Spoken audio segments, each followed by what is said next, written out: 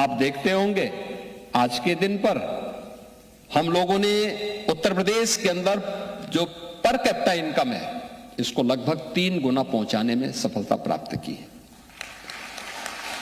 उत्तर प्रदेश के बारे में जो आज से 9 वर्ष पहले लोग बीमारू राज्य के रूप में कहते थे, बिहार, मध्य प्रदेश, राजस्थान और उत्तर प्रदेश को मिलाकर के, उत्तर भारत के इन 4 राज्यों को मिलाकर के जो वर्तमान में 6 राज्य के रूप में हैं, जिसमें उत्तराखंड भी और झारखंड भी और छत्तीसगढ़ भी, ये 7 राज्य इसके साथ जुड़े हुए हैं। इनको एक बीमारू राज्य की श्रेणी में ला करके एक बड़ी आबादी को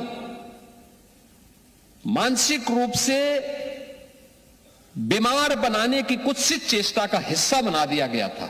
80 के दशक में शब्द निकला था, याद करिए 80 के दशक में, और लगातार इस भाव से ग्रसित थे। याद करिए ना, कभी भारत के एक सुप्रसिद्ध वैज्ञानिक जगदीश चंद्र बसु ने इस बात को कहा था। उन्होंने कहा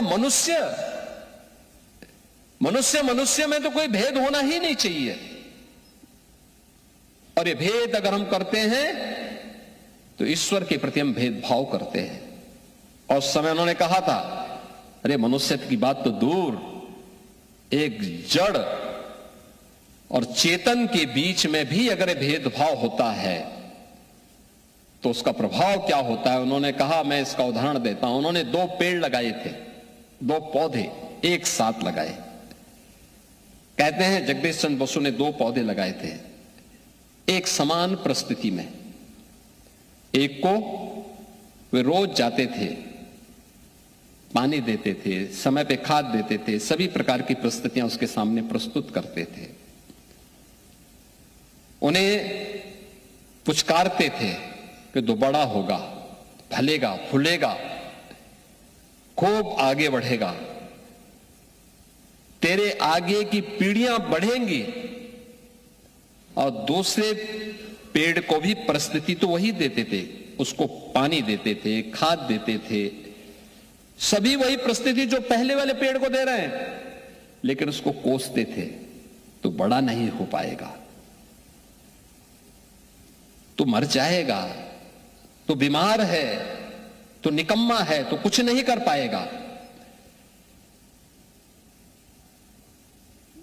उसने देखा एक समय तक दोनों पेड़ समान रूप से आगे बढ़े, लेकिन एक समय के बाद जिसको पुचकारते थे वो बढ़ता गया, फलने लग गया, लेकिन जिसको कोसते थे वो एक समय के बाद बड़ा तो हुआ, कुछ देर तक बड़ा होता गया, लेकिन फिर सोखते सोखते एक ठूंठ बन गया, अंत में उसकी लीला समाप्त हो गई।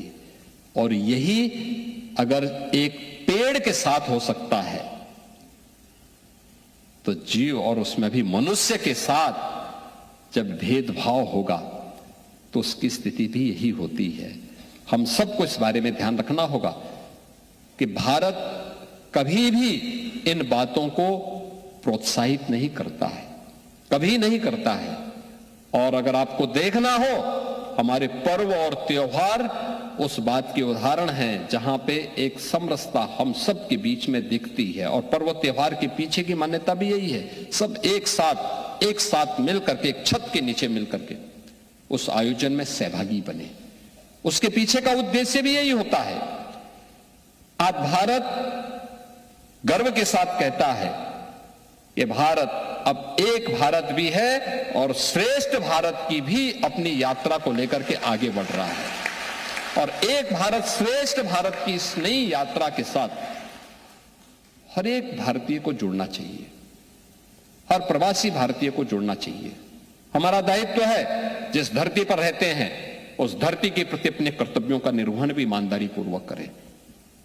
कोई हम पर उंगली न उठाए, हमें शक की निगाहों से न देखे, लेकिन साथ ही साथ जिस मातृभूमि के साथ हमारी पूर्वजों का संबंध है उसके प्रति भी अपने कर्तव्यों का निर्वहन करने के लिए सदैव डट करके हम कार्य करेंगे तो सचमुच एक नई प्रेरणा प्राप्त होगी।